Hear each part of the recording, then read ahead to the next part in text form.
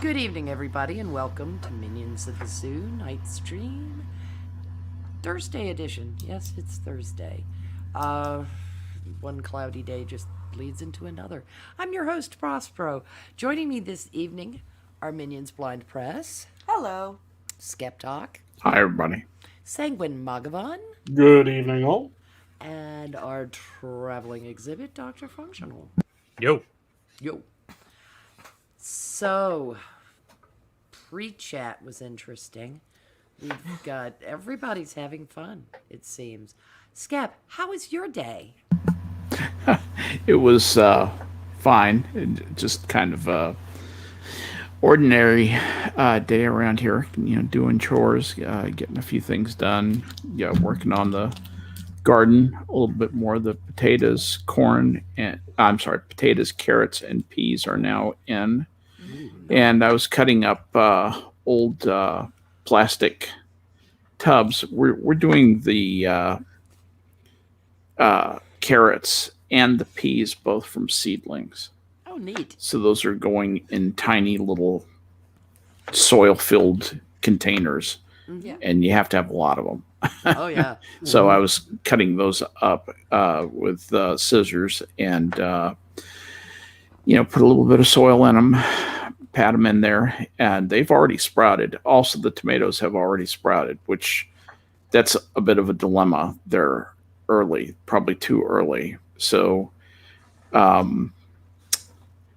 we had to get those in cups, and we'll be bringing those in when it's cold so that we don't lose the tomatoes. But anyway, it's just exciting times here at the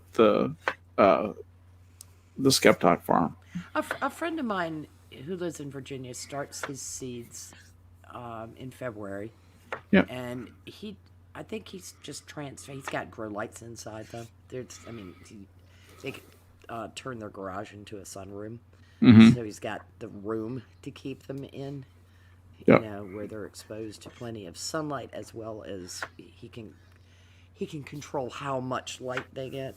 Yeah. With the grow lights. And I swear that's all he's growing. He's not. He's, with that sunroom, anybody could peek in. He's only growing legal produce. Well, you see, that's the one that he keeps big and open so that everyone can see in, so that no one goes, why is he buying a shit ton of grow lights? Oh, it's for the garage one. Okay, that makes sense, really. It's his basement farm that is the main reason why he's buying the grow lights. No, they don't have a basement farm. I know. I can confirm, been in the basement, no basement farm. More than the sub-basement farm, then. No, they don't have a sub-basement. The woodchuck lives in the sub-basement. The motherfucking woodchuck.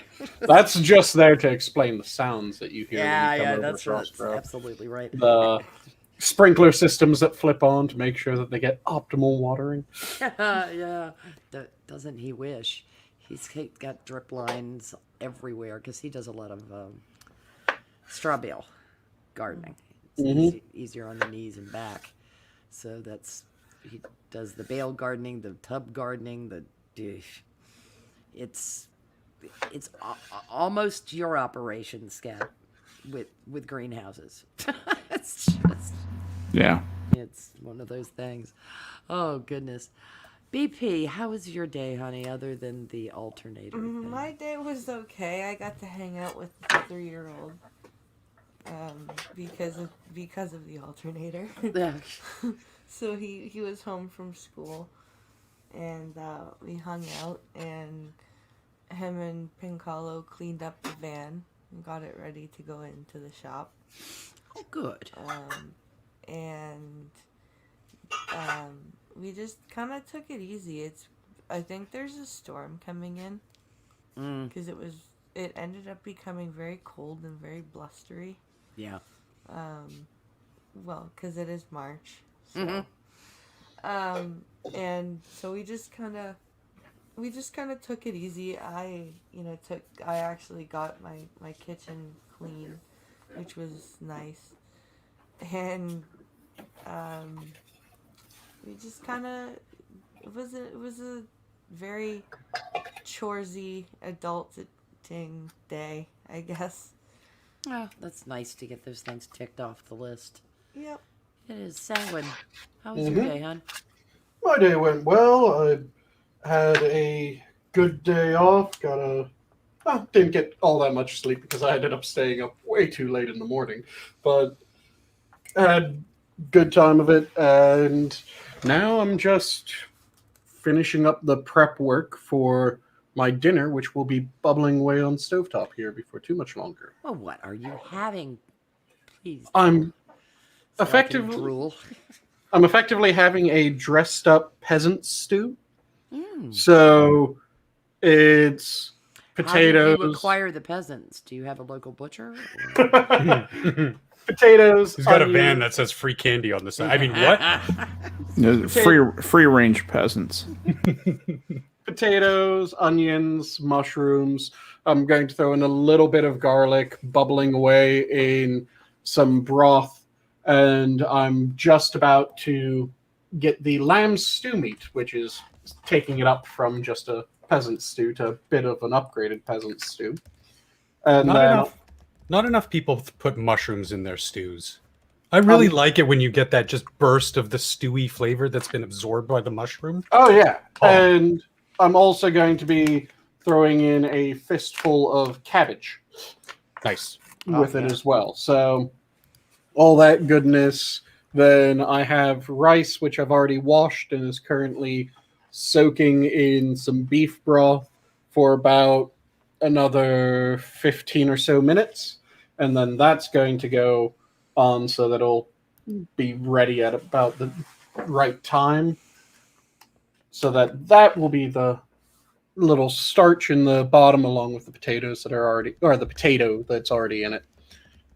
And it should just be this really warm, filling meal.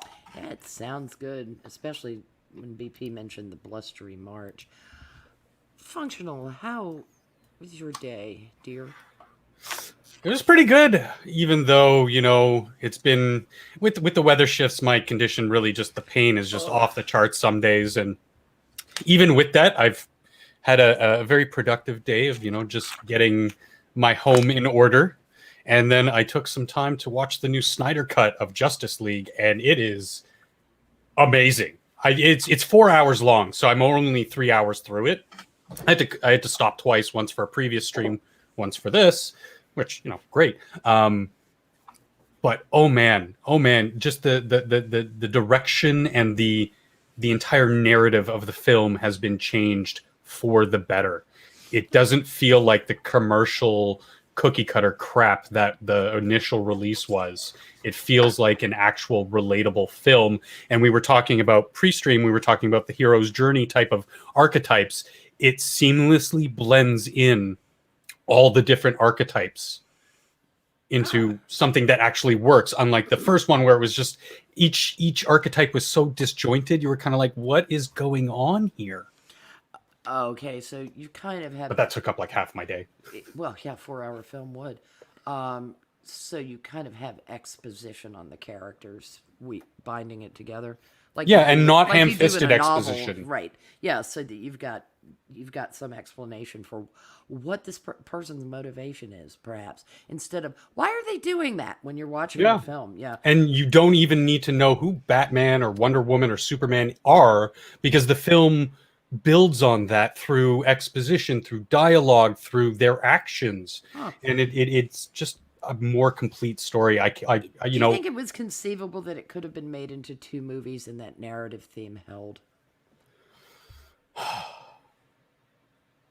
Yes, but this one can still stand on its own, which is great. 4 hours is a hell of a lot of time to to invest. That's a mini series.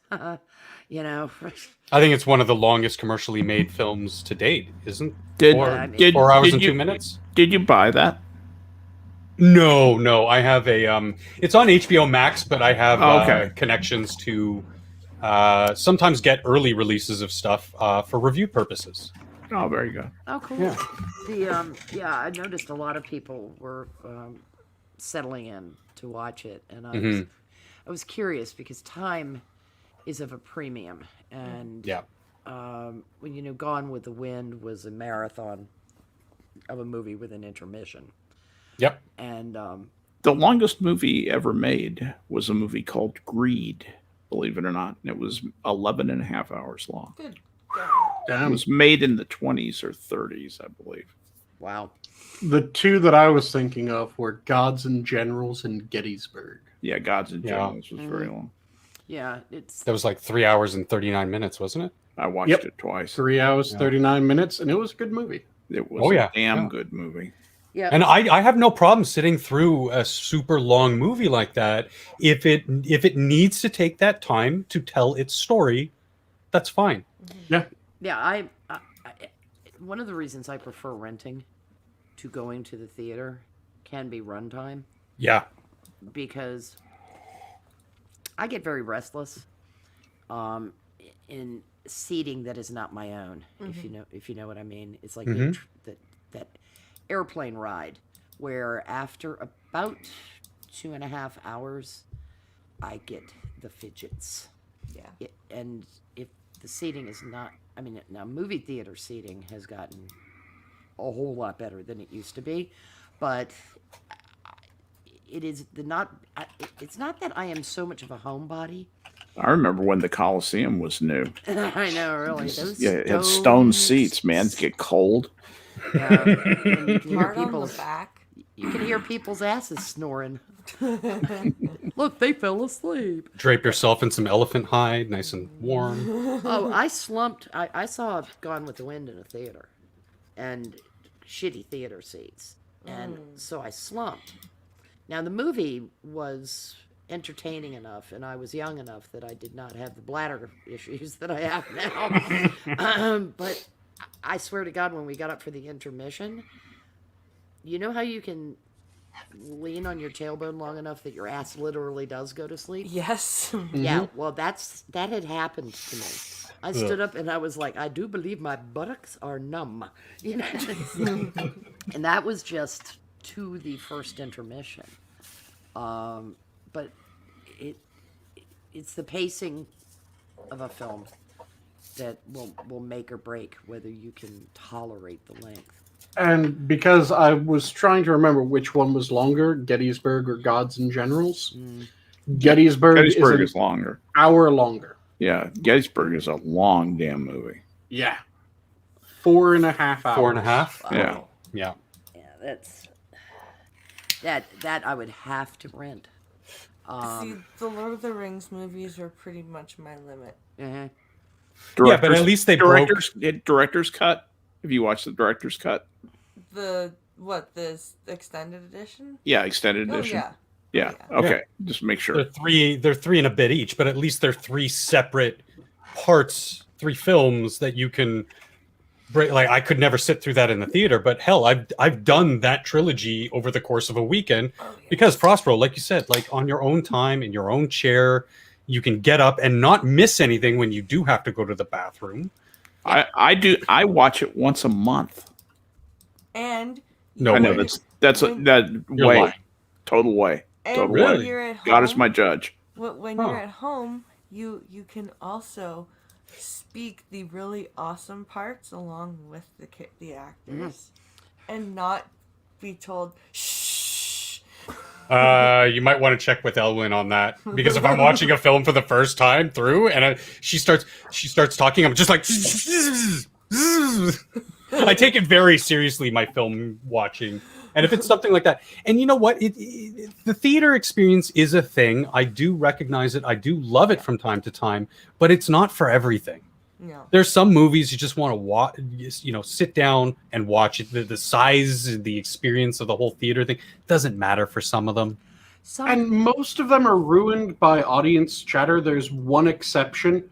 If you can go see a horror movie with a full, 3-generation black family sitting right behind you, it makes the horror movie so much more enjoyable. But I saw Rush Hour 1 and 2 in theaters like that. It was the greatest theater experience of my life because everybody was yelling at the screen at the same time. Yep. I miss I miss lines in movies when there's a lot of laughter or reaction. Yep. I remember I went to see The Exorcism of Emily Rose in the theater. The which what? It's a movie called The Exorcism of Emily Rose. It's about the movie is about the trial of a priest. Oh, okay. Who performed an exorcism on a college-aged woman who is deeply Christian. And she ends up dying. Mm-hmm. I think it was the last exorcism within the United States. It was, yeah. It was a very well done movie. And I remember the whole theater when the sentence of guilty came down. Of guilty of murder, right? The whole theater went, "What the fuck?" at the exact same time. And then the judge went, "But we sentence you to time served because of all the shit you've gone through." And everyone went, "Good!" We were all clapping at the same time. It was like the whole theater was so angry, but then so very relieved. There've been a couple theater experiences where I have experienced a kind of simultaneous utterance or sound. I saw The Abyss. Oh, I love that movie. In a theater, and there is a particular moment where everybody pretty much went at the same time, which was kind of impressive because I'm usually pretty good about not making.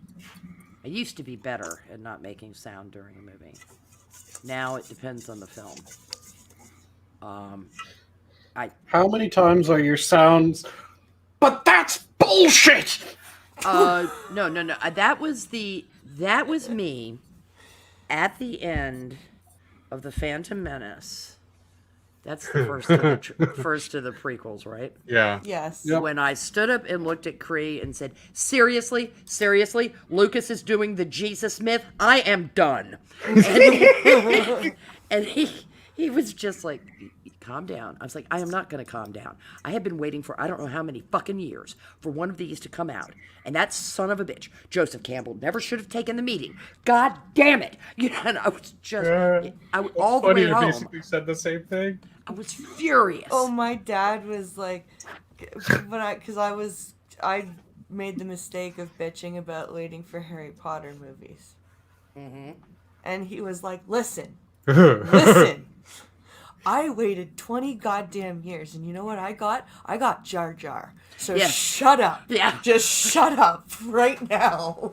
Oh, it was Jar Jar was bad enough. I was like, okay, I thought C-3PO was one of the most annoying characters ever created anywhere ever. Me so disappointed. And Lucas was just like, hold my beer. Yeah. Yeah. And then when the midichlorian thing at the end, I was like, Yeah. I'm Yeah. done. I am fucking That's a done. triumph, wasn't it? I pissed off my A virgin birth. Bullshit. I pissed off my dad so much when I said that if you really think about it, the Jedi are a bunch of Scientologists when it comes to Anakin. And my dad was like, what the fuck are you talking about? I'm like, metachlorian levels, thetan levels. You don't see it, Dad? Yeah. If you, just an interesting side note, if you like The Abyss, there was a new movie that was very much in that style, and a lot of people kind of went, because it starred Kristen Stewart, but Underwater from 2020 was excellent. Did that sort of revival 80s Cameron suspense horror underwater. The worst part of The Abyss is the one that doesn't have the changed ending. The original, I mean, the one with the Tupperware thing. Is pretty bad. Yeah. That had to leave. And then the movie's great. But that Tupperware coming up out of the, what the fuck is this? I mean, when I saw that the extended cut, I was like, Oh no. Oh wow. Take a really good movie and then make people laugh at it at the end. Not Yeah. not a good plan. I mean, I know some people really liked it and they were like, "Oh, look, isn't that cool?" And I'm like, No. "No, no, it's not." My mother used to she used to buy me movies for my birthday all the time. She goes, "Look, I bought you a really scary movie," because my mother's a big chicken. Mm-hmm. So when So she am I. goes, I bought you a really scary movie," I go, "Oh God." What did you actually buy me? Right? And she hands me The Village one time. And she goes, it's The Village. It's really scary. And I watch it and I'm like, this is crap. What are you talking about? The Village. And then I think the only one she got me that was good because it was a classic was The Omen. She got Yeah. me The Omen. I've never seen it. I don't. I have a very, very, very, very low boo threshold. I startle easily in real life. See, the thing that drives me. Okay. No, I was just gonna say, but I saw The Exorcist in a theater.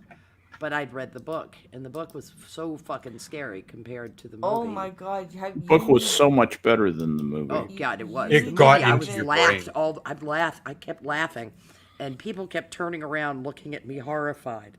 Yeah, yeah. And I was like, "This is funny. I'm sorry, this is funny as fuck." Okay. The book is just so like, and then you get it on Audible, read by William Peter Blatty himself, Jesus. and it is elevated to a whole other level of amazing. Yeah, I'll pass. I read it once. I don't need to do that again because I think I've told this story on stream before. I was reading it and it was basically as the devil is released in Egypt. Yeah. And it's this moving through the woo kind Yeah. of thing. All of a sudden, there is a clap of thunder and my door to my bedroom blew shut. Oh God! If you think Reagan could elevate off the bed, You think that's I was okay? So I was listening to Silence of the Lambs on tape. Back when on tape was a thing.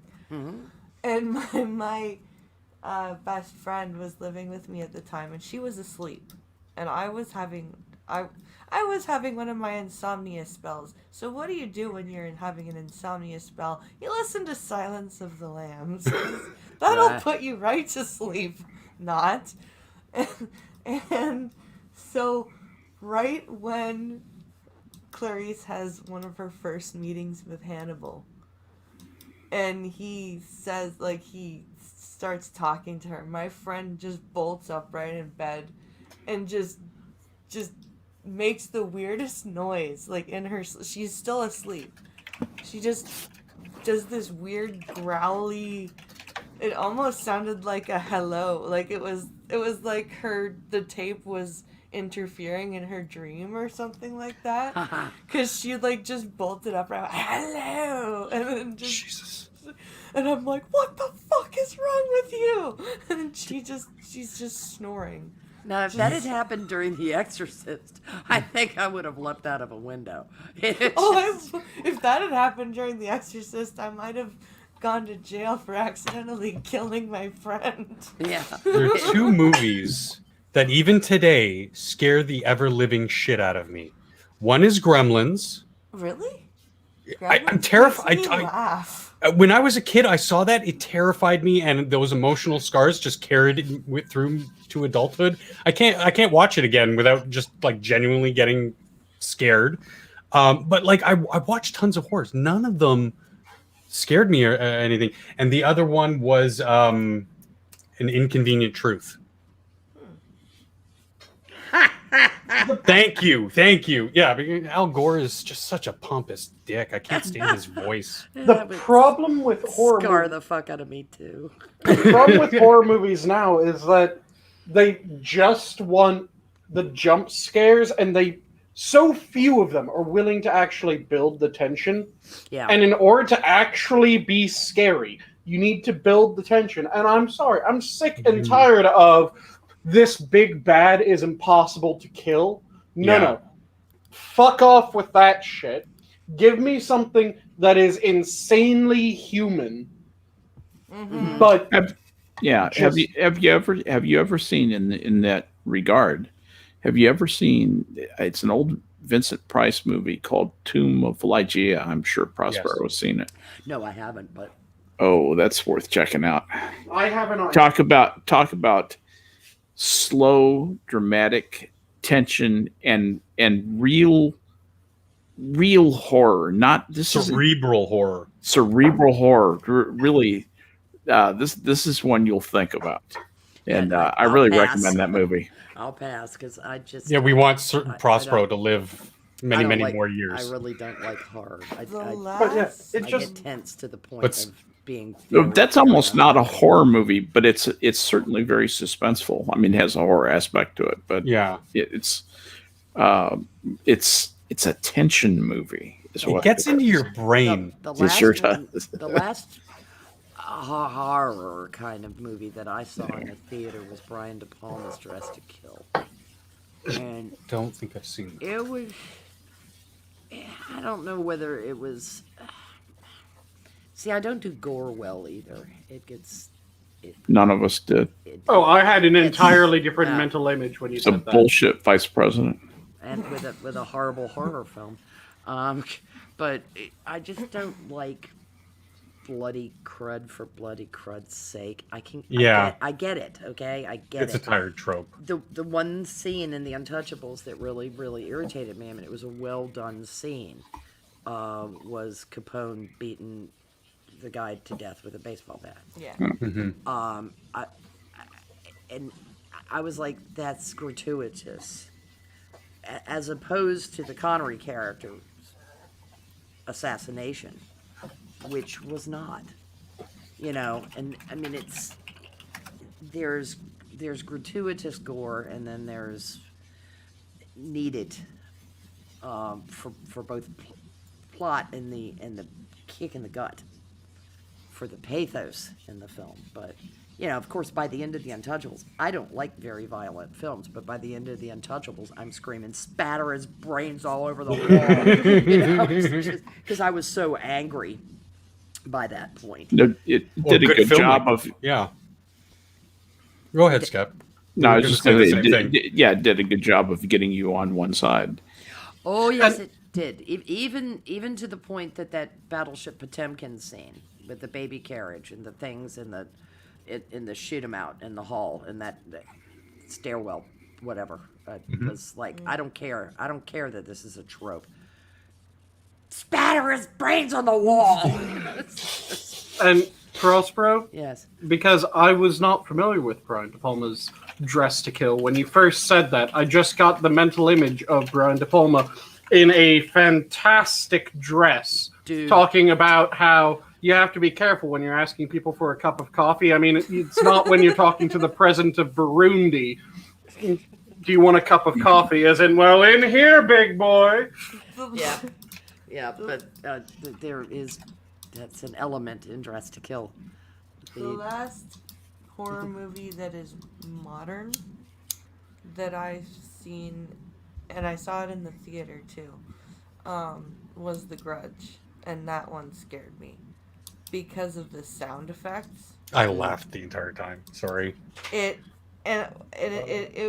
was, yeah, it's the weird. It doesn't scare me now as much, but when I was younger, Oh, it scares the hell out of Sora. it was really terrifying for me, and it was the one scene that got me was when the police officer is coming into the house and the Grudge is making the drowning toddler sounds. That fucked me up big time. Like I was like hyperventilating and crying and like I was. You're talking about the American release Yeah, too, right? Okay. I am. Yeah. That was even more of a joke. The Should I be original- concerned Oh, that I've you know what a seen- drowning I've seen toddler sounds like? I've seen the Japanese version too. Yeah, I was sitting over here going, no, I don't want that a reproduction. No, it was not, and it was right around the time when my little sister was like 2 or 3, so I was just like, Jesus Christ, like I've never done, Really played on your emotional experience. It did, Yeah. yeah. Mm-hmm. I've never done well with crying children in television. Like even before I was a parent, it was just something that really got to me. Was upset children, and when my sister was born, it got worse. And then when I had my own kids, I just avoided altogether at this point. It's just like, nope. Yeah, going after dogs and children in movies is just a cheap emotional pull. That's exactly right, Sam. Uh-huh. Because they know that that's going to have an effect. Because children, they don't have to work for the emotional movie. yeah, I mean, you don't need to feel any connection to that child or that dog to be I going. realize there are exceptions to that. No. yeah. I mean, No doubt, it but is for- something that in can be the main- easily abused. Yeah. Yeah, in the main, these days they just go to it too often, and what ends up happening is you get this really, I think it's kind of unhealthy, kind of leathery, callous, emotional callous on you that you're just not moved by anything, really. Yeah. Well, that's one thing about violence in films. I've never liked this violence begets violence thing about what you see or what you consume, but it can. You can get tired of it though, and it just doesn't. You can become inured to it. Yeah, inured is exactly a great word. And right. that worries me because people can become desensitized to certain things and tap out on their empathy. Yeah. And See, what I think not too many people do. I mean, because they distinguish between real life and celluloid, but that old-fashioned term, Pepperidge Farm remembers. But the Pepperidge Farm remembers. but the constant immersion in certain things like that, I don't think is unhealthy without a palate cleanser. And see, the thing is that it goes back to what I was saying with horror movies aren't willing to put in the work of actually creeping you out anymore. Being So a suspense film, they go for the cheap shit. They go for the jump scares rather than actual proper creepiness. And they go for, well, we could go through all the effort of building characters that you care about and thus you're worried about the characters, or we could make all of our characters unbelievably dislikable and then just here's a dog or child that's in the mix. Yeah. Like the Conjuring movie, I did not care about that family at all. And when they moved into that house and their pet dog refused to go into the house and then the next day it was dead, I was like, okay, fuck you all. Yeah, that's just I can't. You didn't listen to your pet. You didn't listen to your animal. You fucked. I hate Why you don't all. we get in the running car? Don't be crazy. Let's run to the cemetery. I can't remember saying when any recent good suspenseful horror movies. I think maybe like the last one was probably the very first Saw movie, but that was almost bordering on gore's sake for gore, but it also played on the psychological where they were these inescapable traps that did have a solution, but most people weren't going to be able to, and you're sitting there watching going, how could I get out of this trap? And when the solution presents itself, it's like, oh shit. That's a heavy choice now that you have to pose to yourself. Like, for instance, can I cut off my own arm to save my entire person? Not very many people could make that choice. And so it plays on a more complex cerebral note. I can't really think of like... Or it's just a very bizarre posit of a Kobayashi Maru. Yeah, yeah. Either way, so you cheat. Because people ranted and raved about Us. Was that from Never heard of it. Jordan Peele? Yeah. It was his second horror movie. It was like, oh my god, it was absolute trash. A lot of just cheap tropes, cheap jump scares, cheap horror. It was not good. And Blair Witch. I mean, for the time, found footage films was a newer concept, but it still wasn't good. Yeah, no, it was an interesting gimmick for the moment, and then it was kind of. That's the one problem with gimmicks. You got one go, and you better do it well, or you're screwed. Well, I kind of front-loaded the palate cleanser here, as opposed to any serious conversation. We kind of wandered into movie land, which is okay with me. But I know Skep had something he wanted to bring up that he mentioned. Oh, this really has to do with just a perception that I had. And it dawned on me it might be an interesting thing to talk about. Starts out with kind of a probably a minute or two rant that I actually bothered to write out. And so if you're interested in listening to this, it has to do with the nature of the way that the kind of the infinite conversation that is offered by social media has done some changing in the way that people communicate and relate to one another in the last 30 years, 20 years, and particularly in the last, I think, 10 or 15 years. But anyway, I mean, to think about it, every single day we have, both public and private communications with friends or businesses or family, and I can do it from here in Texas to Europe, to Asia, to Australia, South America. It doesn't matter. Even when my niece is working in Antarctica, I can contact her down there. Yeah. I can receive emails or social media notices from my friends and family members, and get the latest news and alerts from zillions of different news publications. So if I want to read something from the New York Times, the Wall Street Journal, Washington Post, The Economist, those old passive media outlets are there.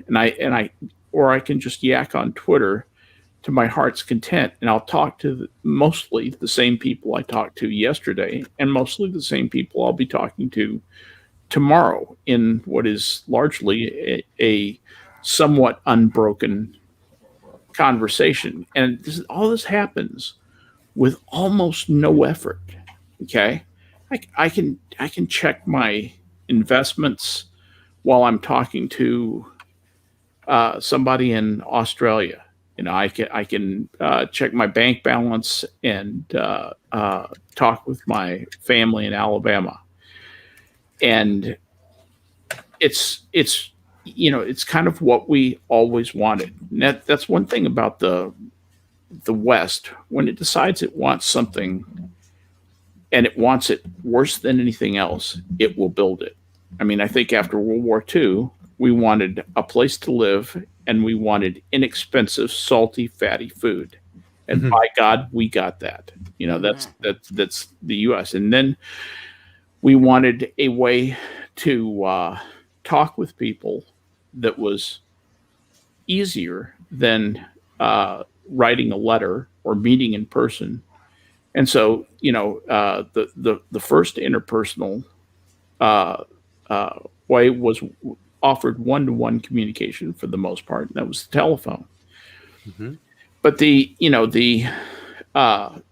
one of the byproducts of all this is what I was talking about. It's the endless conversation. It's that interaction that takes place between me and my friends on Discord, Twitter, Instagram, little bit on Facebook, Zoom, YouTube, email, all the other platforms, Gab, BitChute, Minds, blah, blah, blah, blah, blah.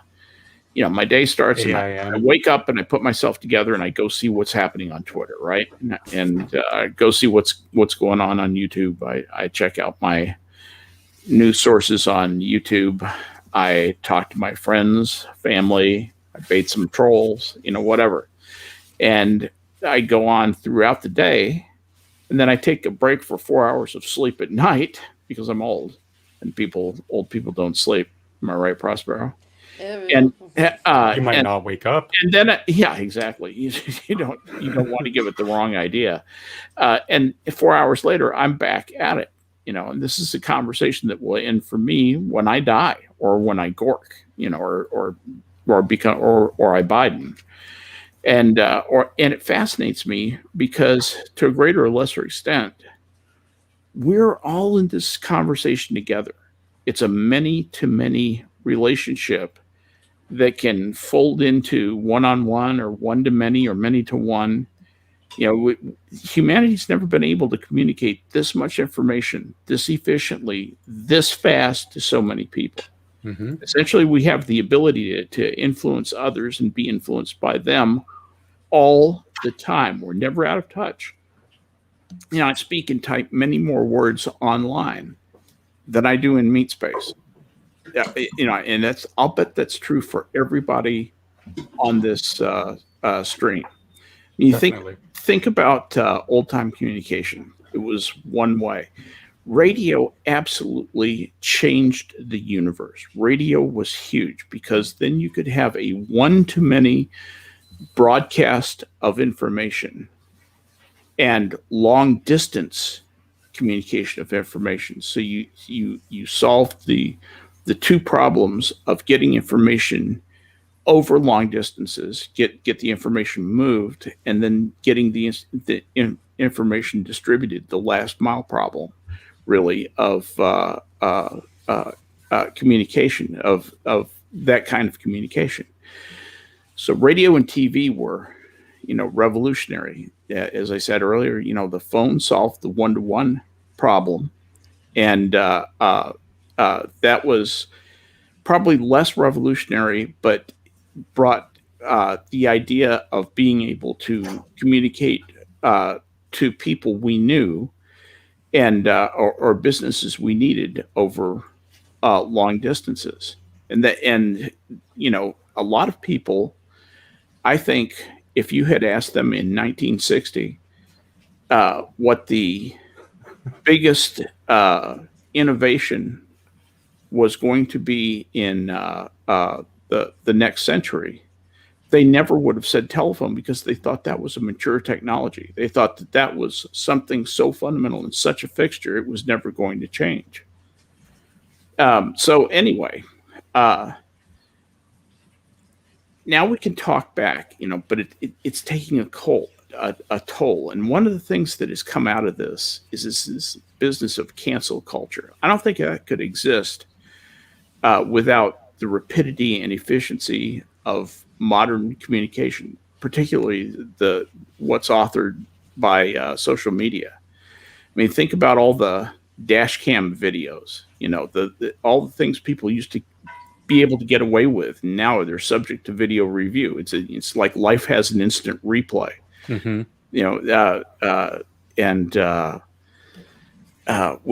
We have the ability to review at our leisure people's behavior. We have the ability to document what people say. We can go back and say, well, you said these words, here you are saying it.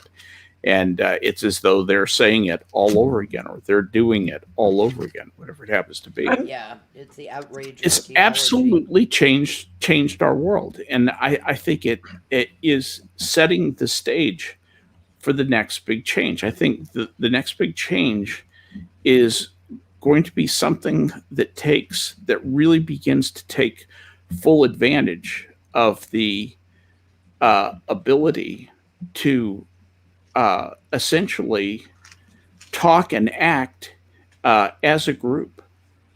And I think clumps of people will begin to, I think people will begin to clump together in groups and it will almost be like clubs.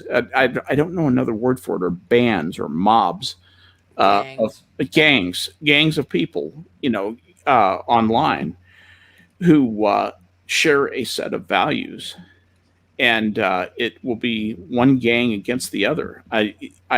This is, as I understand it, this is already happening in China. So, anyway, I just wondered if anybody had any reaction to any of the things that I said. Well, one thing that you said when you're talking about the cancel culture, it kind of made me think about something. Cancel culture is effectively just the massing of hecklers, because in every stage performance, in every speech, you're going to end up with a heckler in the audience. The difference is that the internet makes it so that rather than it being the one heckler in the hundreds to thousands of people watching, now it's the percentage stays the same, but all the hecklers are able to They have group megaphones up and go, see, you're insulting all of us. This joke that in the actual performance would get one person going, not funny, and then people rip the piss out of them because they're a heckler and they're trying to police this They're shit. atomized. They don't have power. Now they're clotted together with a bunch of other people who feel the same way, and they have some economic power, and they have to be paid attention to. And then you have the weak-minded academics falling over themselves to appease people who claim to be oppressed. Yeah, and they actually don't have that much power when it comes down to it. Because, like I said, the percent of the population that's that heckler is probably the same now as it was before.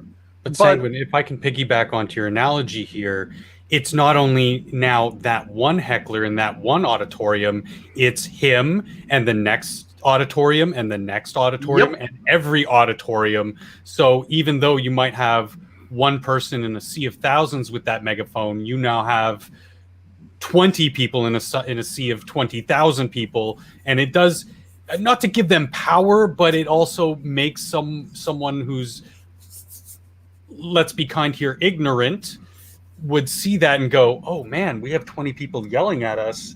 We might have to start listening to them. And then they ignore the sea of 200,000 people who are kind of going, what?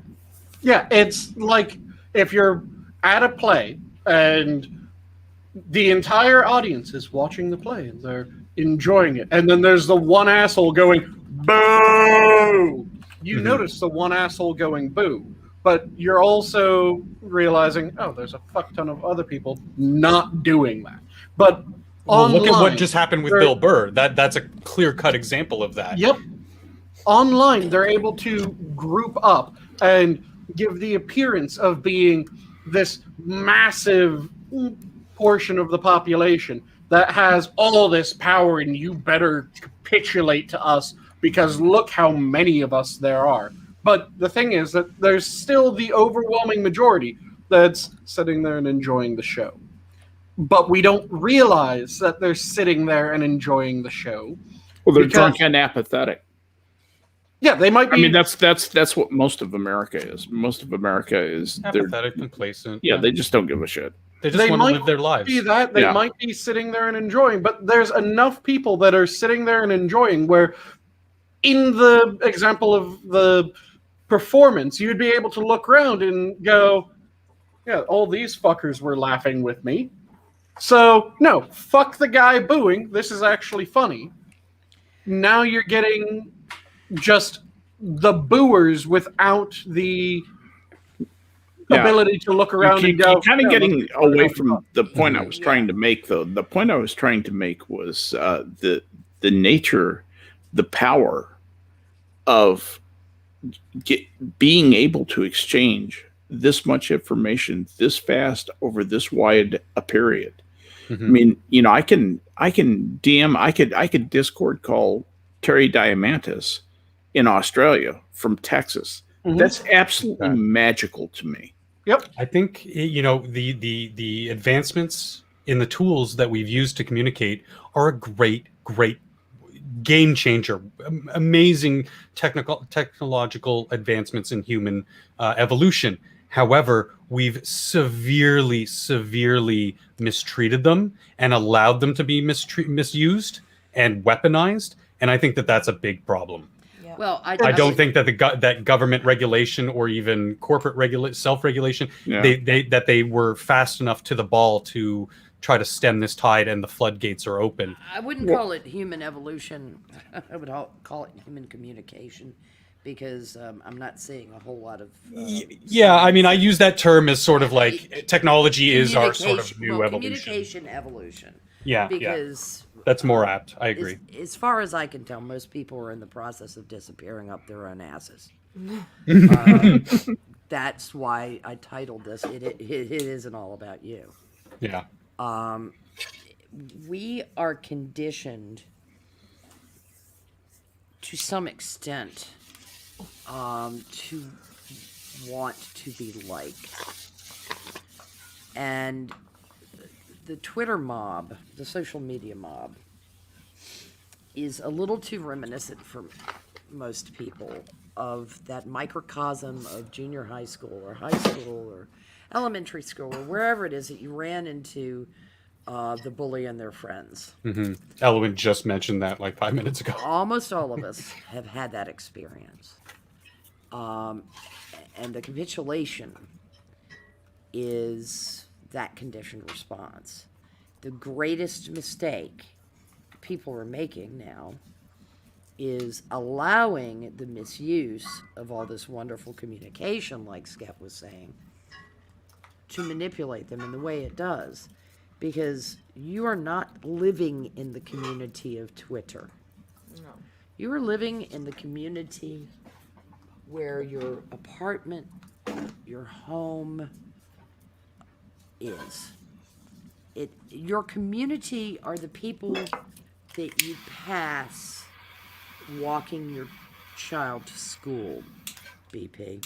Yeah. And or that I see in the grocery store or my next door neighbors. I'm going to be moving to a very decided community by choice of people. But who do you talk to more? I talk to more people online. Yeah, me too. I don't actually like that. I'm not crazy about it either. I don't like that. I do find what's very interesting is that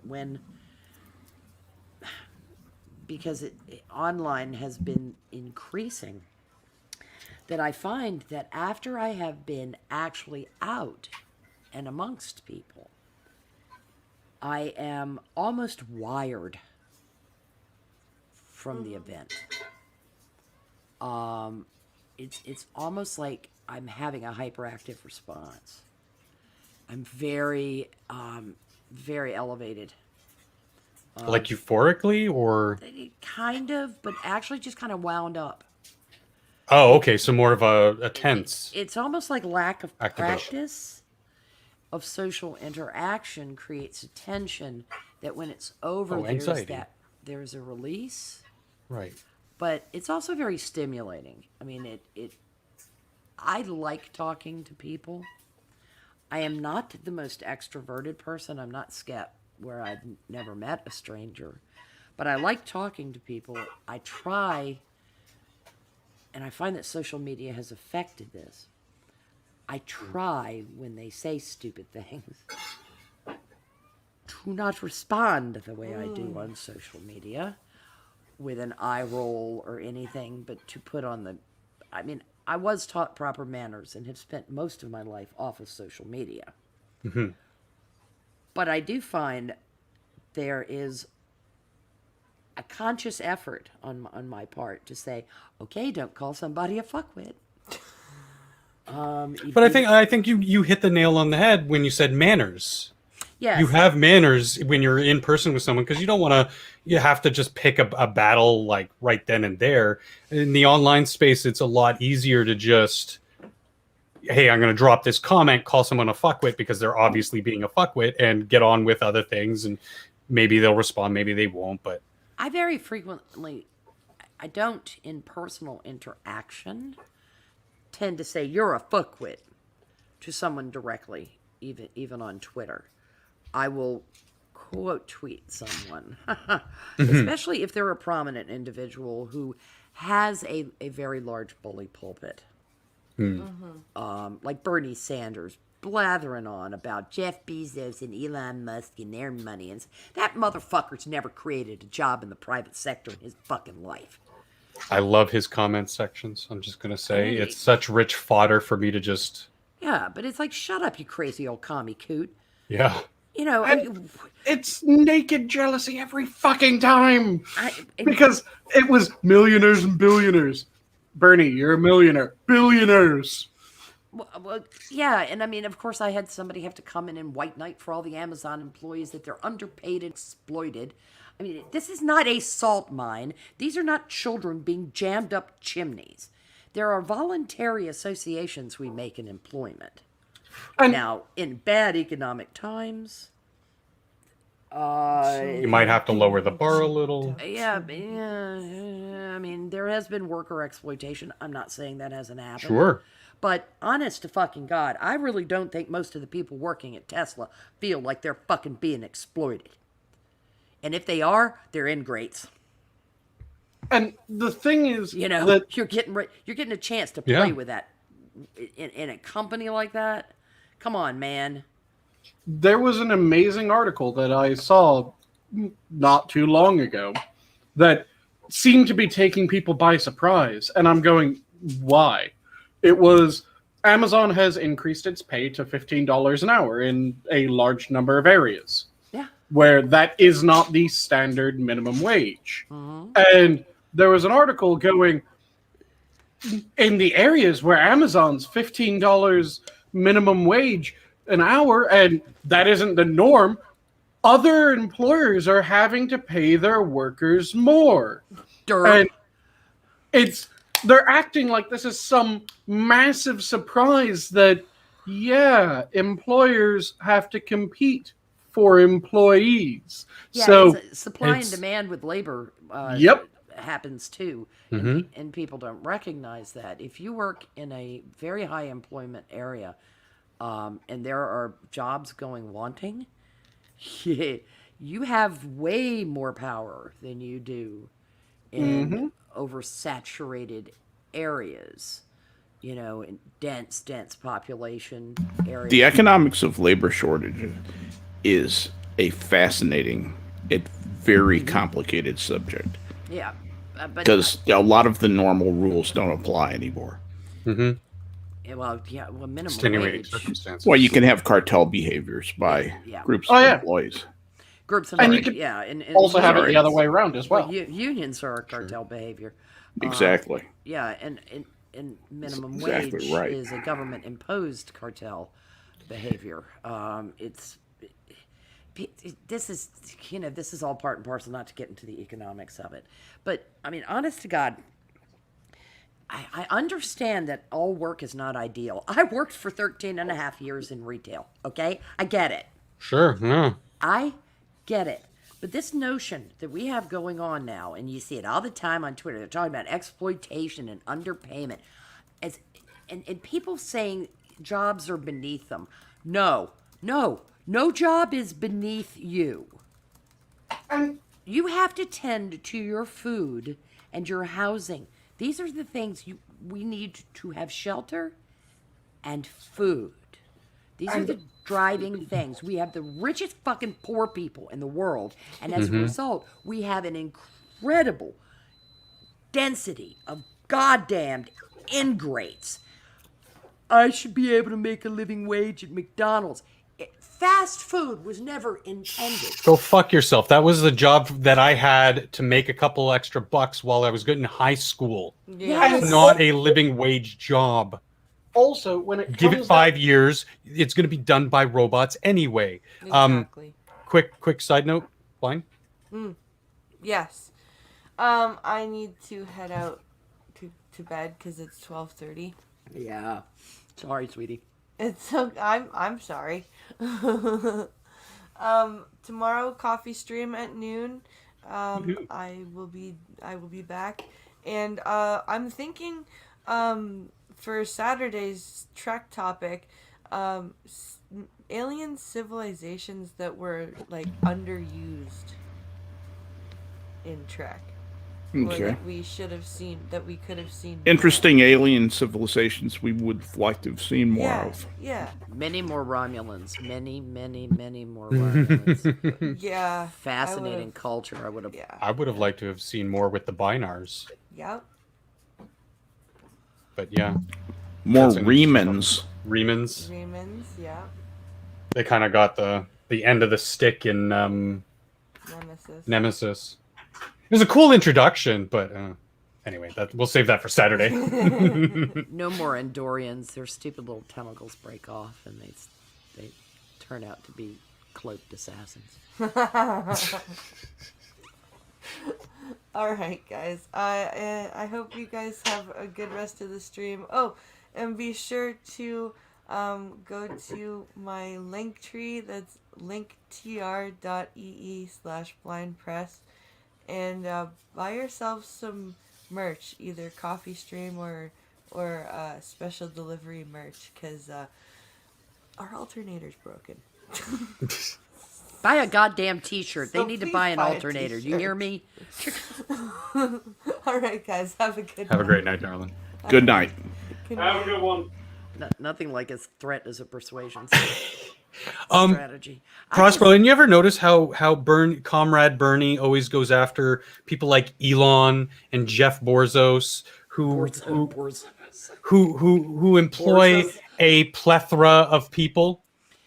Yeah, I mean, They never go after the Ford CEO, Apple CEO for, Yep. their jobs, which are overseas or in Mexico, where there actually is worker exploitation. Oh, like there is a worker exploitation in China. Yeah, I mean, he always goes for people who have their employees here. They're actually contributing. I mean, And you guys, I'm not saying they're above scrutiny. I'm sure there's things we can talk about, but it's not as bad as they're trying to paint these yeah, people. Bezos is a shitbag, but a lot of people are employed because of him. Thankfully, a lot yeah. of people are employed because of him. So I can say he's a shitbag, but goddamn, Amazon turned out to be a pretty fucking good idea. As someone with mobility issues, fuck yes, because I can get half the goods I need just on a day-to-day basis through Amazon that I can't carry home. Like when I need to buy cat litter, you think I'm going to be able to carry a 18-kilogram bag of cat litter by myself? Yeah. That's fucking crazy talk. Yep, having the person go ding dong, here it is, and you can kind of push it with your foot into the apartment. It's Exactly. a big difference. Huge.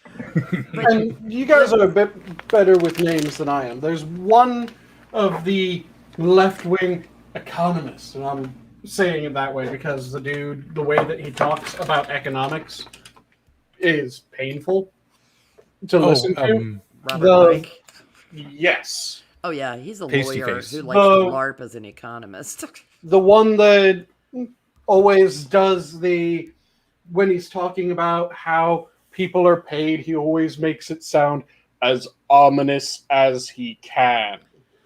Because they aren't paying you what they think your work is. He's a bitter midget. Worth. And the thing is that the way that economics works across the board, even when you're going to buy your food, if it's something that you're willing to buy, you think that the money that you're paying is not as important as the shit that you're getting. Because you're going, okay, what is that? It's $5 for it's your assigned. It's the value you assigned. Yeah, To it. $5 for that chicken? Yeah, I want some roast fucking chicken. Here's the $5. Thank you for the chicken, because I think the chicken is more important to me than the $5. That's how everything works. Every time that anyone's paying for anything, you're paying for work. You think that the work that you're getting out of it is worth the amount of money that you're paying. In fact, it's better than the amount of money that you're paying. Otherwise, you'd be sitting there going, well, yeah, I could pay to get my electric redone, but that would cost the money that I want. And I mean, look, trust me, I have been in employment where I felt undervalued. Oh yeah, same. But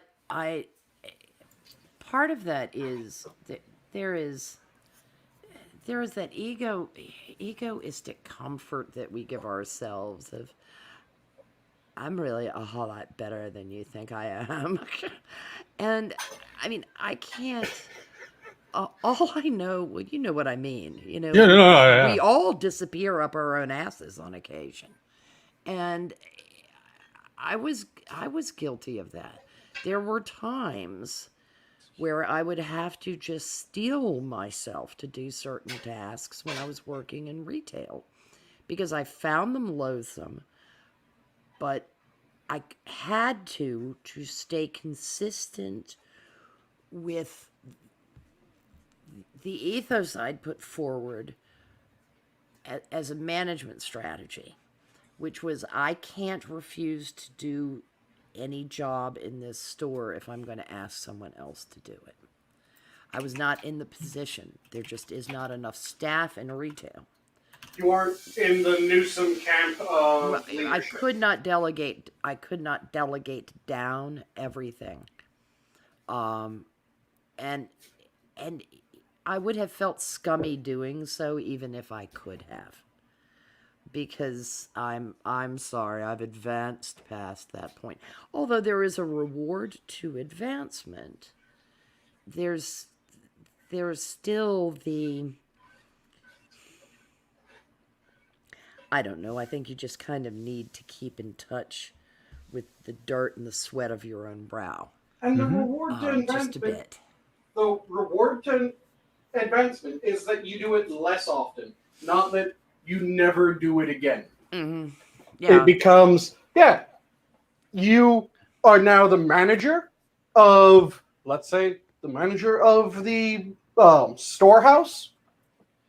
Yeah, the number of times that you need to go, okay, this shit needs to be moved there.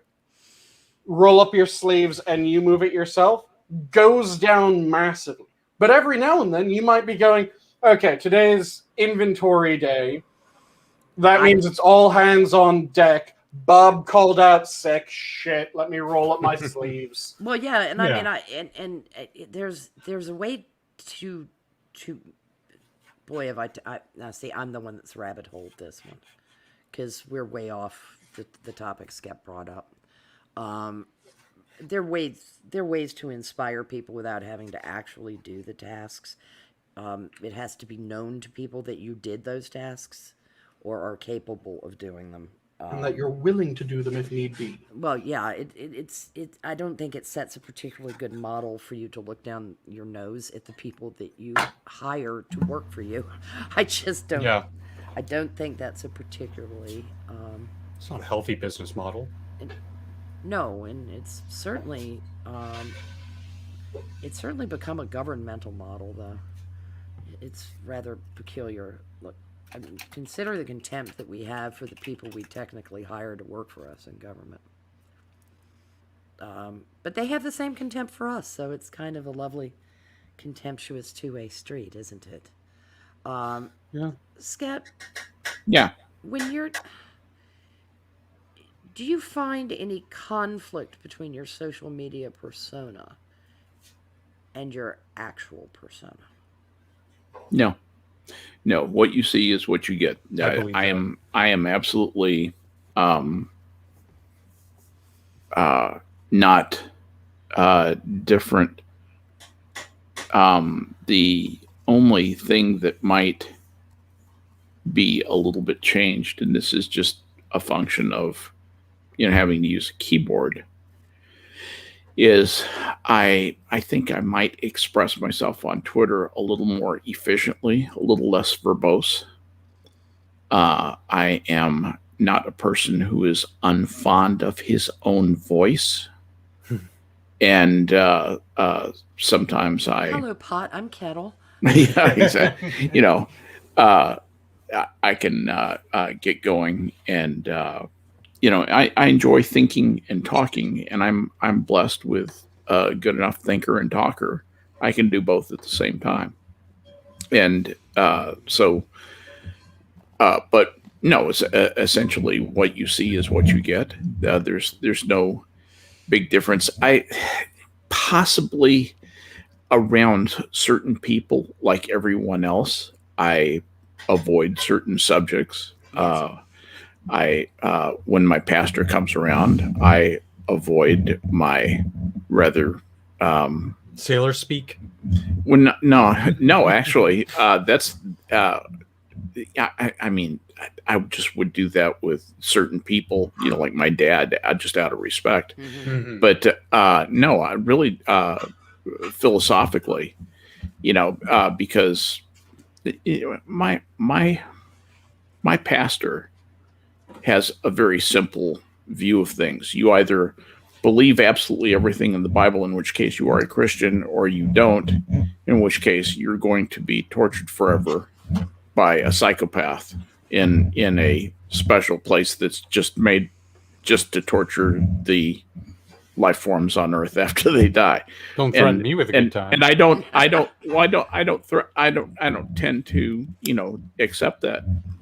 And therefore, with him, I would be doomed to that. So I avoid talking about that with him. I don't bring these things out. You can say, well, that's not being completely honest. And I don't need to antagonize people with aspects of my belief system just because it will antagonize them and call myself, at least I'm honest, at least I have the courage of my convictions. So people who have no manners use that as their excuse. Exactly right, Prospero. I can remember back before Milo completely sold his soul to chivalry. Yeah. Him pointing out that we were supposed to employ manners in order to rub along well. You can disagree with people fundamentally, but you don't have to grab them by the throat, hurl them to the pavement, and pound their head into the concrete. Well, some people do. Well, I mean, honest to God, this notion of what I wouldn't be honest otherwise. If everyone in the world employed that kind of honesty, we would still be warring hunter-gatherers, beating the shit out of each other. It would be a world of Karens. Yeah, with tiny little reptile brains. This notion that you cannot... You say that as if that's a change from the standard Karen, Prospero. Tiny little reptile brain is the norm, not a change. Yeah, well, what I mean is that the entire civilization would never have advanced were it not for a certain degree of politesse. Diplomacy is international politesse. It is a way we avoid war, where we find the give and take and the compromise or the agree to disagree position, and tamp down any need for hostility. That's how Trump managed to walk right into North Korea. Yep. And there sometimes it's a case of I will pretend that you don't exist if you will pretend that I don't. Which is perfectly fine. That is perfectly fine. The world is full of people I would prefer did not exist, and I'm sure they would prefer I not exist. We do So not let's make believe. Yeah, we do not need to keep one another's company. Mind your own business. People are so busy peering over their neighbor's fences, they don't realize that their underwear is on full display for the neighbor on the other side. Stop it. We're all up in everybody else's business. We're parsing every single thing every person says to the point of retardation. In that society is moving backwards. It is stagnating and moving backwards as far as our ability to be civil to one another. The labeling, this is devolution. And it's being carefully managed in many ways. It is a mass media campaign of devolution. It's not all in our imaginations. Yep. And it's What's his name? The Russian dude. You know, the Russian dude. Bezmenov. Yeah, he Yuri warned of that. Bezmenov. Yeah. The dumbing of society, the numbing of people's simple things that we consider simple, like manners. Oh yeah, I mean the Like if I get into a spat with someone on Facebook or Twitter or whatever, it's not like I'm just coming out and going, "You're a fucking moron." It's like, okay, blah blah blah. This is why you're wrong. And then they'll snap back with some kind of veiled insult. I'll be like, okay, yes, but you're a fucking moron because I just explained it to you. Yeah, you don't really start an argument with your mother's a cock-sucking whore. No, I end off with that, and then I ignore the rest of the replies because from that point it's devolved into something I don't need to sully myself further with. Mm-hmm. And I'll admit, there are times, maybe one out of say every 80 or 90 times, where I will actually have a decent interaction with someone whom we might vehemently disagree on something we're talking about on social media, but that's not the norm, and that's sad because I probably am a lot more reserved in public. But again, you can ask Elwin if somebody wants to engage me with that level of hostility over something, I'm right there ready to defend myself and snap back. I don't care. Yes, I mean but you got to pick and choose your battles. You can't waste your time because somebody says, "Oh well, you better double mask," and it's like, okay, I'm gonna bite my tongue. You're an idiot. I'm gonna bite my tongue, enjoy the rest of my Uber ride, and just not say anything to you for the rest of the trip. Yeah, I mean, I am very, very capable of forgetting that somebody who's overtly hostile exists. You're not. I no longer see you. It's the old talk to me. Well, I think it's exposed a lot of what I didn't realize about people I would have considered friends in how they are different in their online personas with topics that we might discuss. Like I've lost connections with people, friends, family, just because of online posts and interactions. And it's never that I went after them aggressively or personally. It's like, but it really showed me because when I saw them previously, like in person, it was fine. It was polite, blah, blah, blah, blah, blah. But then online, it's like, whoa, who the fuck are you? Yeah. I think it's the norm now, or it's turning into the norm as opposed to the exception. It's peculiar because it's one thing to just take umbrage with something someone said and counter it. It's another thing to come at them with the "I'm so disappointed in the person that you've become. We're done" kind of scold. It's the scolding block. It's done on Twitter all the time. It's so brave. It's so stunning. There's no argument. There is a paternalistic tone of you have been disinherited. Goodbye. And it's like, why did you waste your time telling me this? Oh, I see. You wanted to hurt me and then ran away.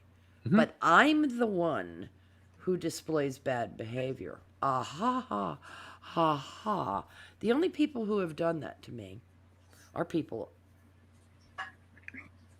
considerably far more to the left than I am. Mm-hmm. That have taken that personal swipe as if they were my parent, and I have grievously disappointed by not following their instructions, and they're done with me. They've written me out of the will. How dare you not live your life how I need you to live your life? Yes. How dare you not think like I do? You? And it's like, okay, what was that all about? I mean, the first when it actually happened in one case, I was actually nonplussed. And then I thought, well then, I can reply to this, but I won't, because you've just crossed the Rubicon. We're done. Mm-hmm. You snipe me personally. Not in public, but personally. It's also kind of interesting when it's nothing against cosmetologists, but some cosmetologist who, with a drug habit, saying, you just don't care about people. Yes. And who is coming at the subject from a completely emotional, almost irrational thing, who has 3 or 4 confused emotional agendas welded together in their little mind, and they all they can do is lash out because they don't really have any real answers for the things that I'm dredging up. They can't even begin to address the questions that I'm asking. They just have the cure that they heard on MSNBC, and they're going to slam me with it and tell me what an immoral person I am for believing what I believe because Don Lemon told them to say that. Mm-hmm. And that's what Don Lemon depends on. That's why he has the high-paying job. He's a master of morons. Mm-hmm. He's like the national rancher of idiots. Yes. And he rounds them up, he brands them, he tells them what to think, and he professional moron herder.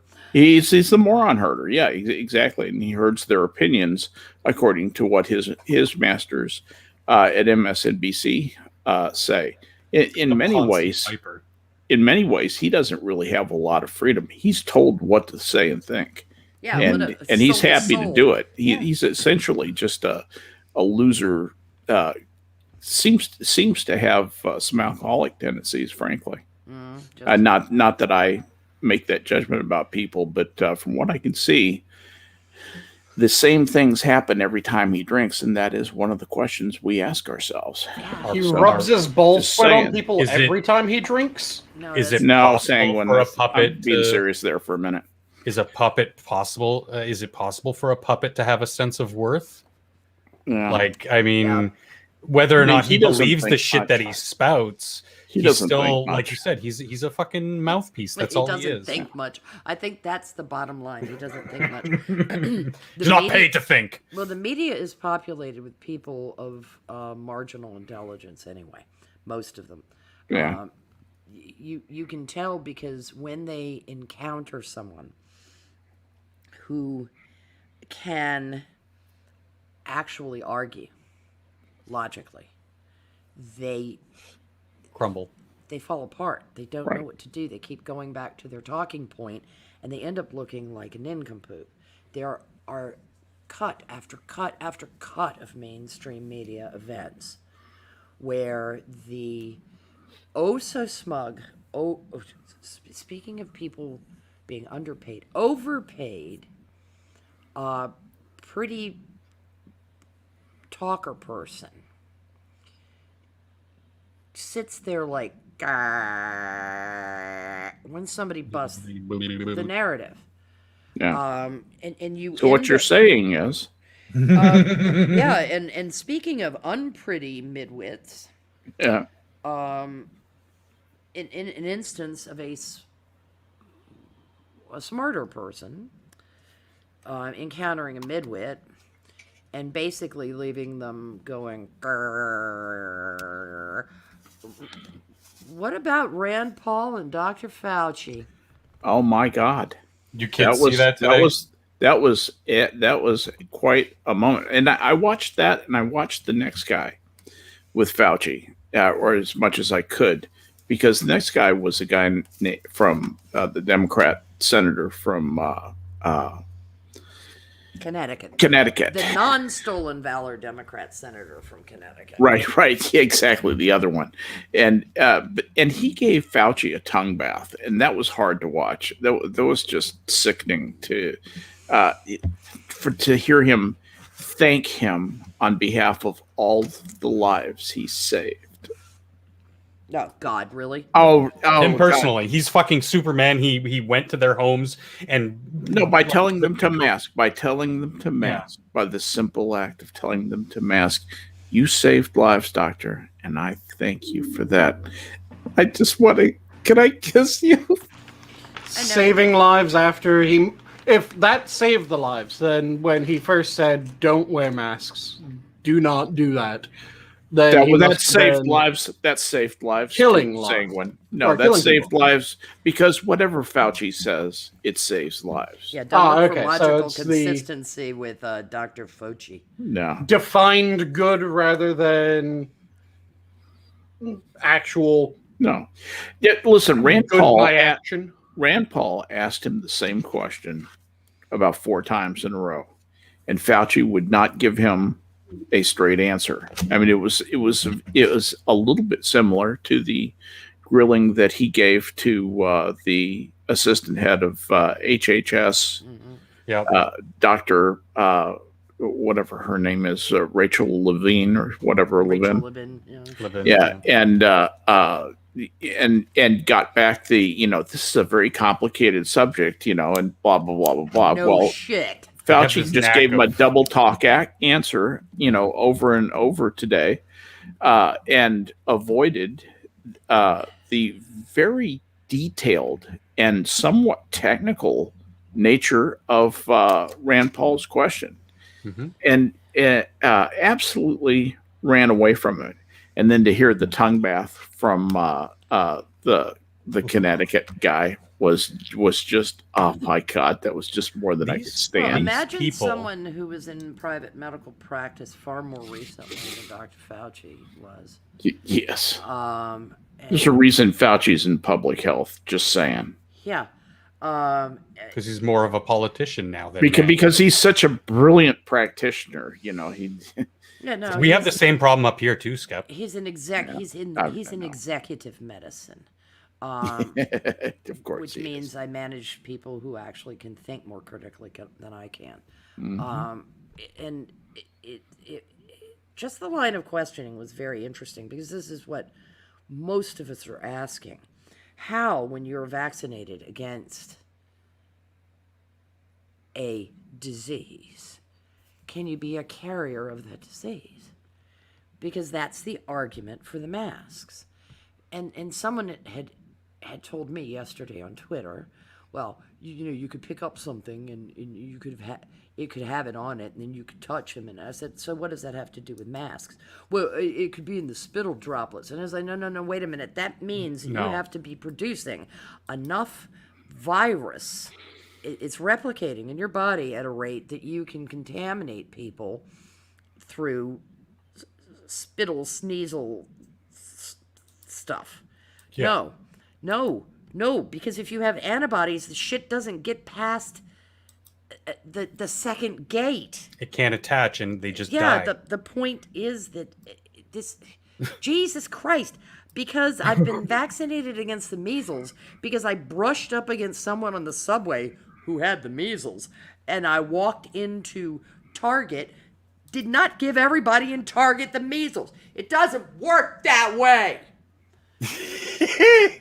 I mean, this, Jesus fucking Christ. This guy has the power he has, and he's sitting there like booger flicking over how vaccinations work. Dude, either it works, or as my husband said, are you telling me I just took a placebo? And I was like, no, you didn't, because that's not how mRNA works, sweetheart. You didn't take a placebo. Fauci's full of shit. Yeah. He's full And of his- shit. They are lying. This is performative. And Rand Paul was spot on. It's theater. Spot on as theater. He's sitting there wearing 2 masks. Oh, God, now we understand why you sound even stupider than you did last year, Fauci, is that you're goddamn oxygen deprived. Sorry. Maybe he just contracted whatever the fuck is inflicting Biden's brain. That guy's on my last goddamn nerve with this shit. I'm just really happy that he's never been put in charge of reproductive health, because then we would get the constant recommendation of, in order to increase the efficacy of condoms, make sure that you at least double bag it. Yeah. And he is fucking the United States. Absolutely. And this is insane. I mean, and it's got people doing that 400 fucking people out of 10,000 in the Tesla factory argument with me. That zero would be better. There's no such thing as zero. There never will be anything such as zero. And then the WHO redefined herd immunity. Oh, let me read that out. Yes, that I shot that to Functional for his show and tell for tonight. Yeah, that bit absolutely infuriated me. So pre-2020, their definition of herd immunity was herd immunity, also called herd effect, community immunity, population immunity, or social immunity, is a form of indirect protection from infectious disease that occurs when a sufficient percentage of a population has become immune to an infection during a sufficient or minimum time, which means that a number of immunized individuals are needed for a given time to achieve the blah, blah, blah, blah, blah, blah. Post-2020, they define it as quote-unquote herd immunity, also known as population immunity, is a concept used for vaccination in which a population can be protected from a certain virus if a threshold of vaccination is reached. Herd immunity is achieved by protecting people from a virus, not by exposing them to it. Yeah, you bigot. Welcome, Harry. So, I mean, immediately there's that, but no. It doesn't matter whether or not your body has naturally protected yourself and become accustomed to fighting off this disease, and now you have permanent antibodies that know how to handle X, Y, and Z. No. You need the vaccine. And like I said when it was first coming down to this, where people were saying, well, people that get sick might be able to catch it again, and people that get the vaccination might be able to still contract it and get it again.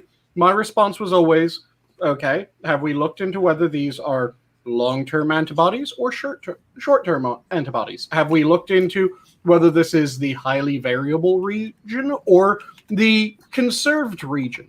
Because if it's the conserved region that the antibody's going against, then no, it isn't a really short-term antibody.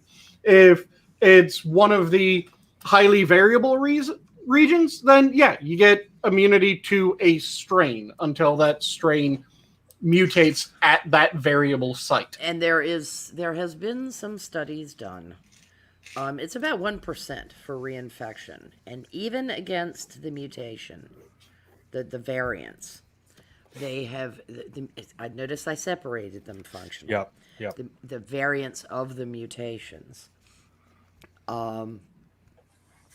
One person got it again, but had a much lighter case, and it was a mutation. I think the UK mutation. Is that a more recent one since the last time when Yes, this is the study that into? Paul brought up today. Okay. In that interview with But it seems Fauci. that your antibodies against the original aid in combating the mutation. They're unsure about the South African mutation. there hasn't been enough exposure. Yeah, that's here. the one. That's the one that's the variants of that. They're not sure of, but the numbers when they tracked a bunch of healthcare workers in the UK were 1% for reinfection. 1%. And it was probably minor and in many cases asymptomatic. Uh-huh. Ding, ding, ding, Yeah. ding, ding, ding, ding. Well, Now- because remember the original name for this before we started calling it COVID-19? Mm-hmm. It was the novel coronavirus. Yes. And the novel part was the part that really mattered, because it basically meant your body had no idea what to do with this thing. And now it's kind of like, I don't like the cut of your jib, spiky bastard. And the B lymphocytes know how to mount a defense against it. And in terms of the the antibodies, it's easy to think that there's just sort of one antibody or two. When they made the antibody cocktail, they actually went through thousands and thousands of them from multiple people who had survived, and did evaluations of all of them to find the best one, or in the case of the Moderna cocktail, few.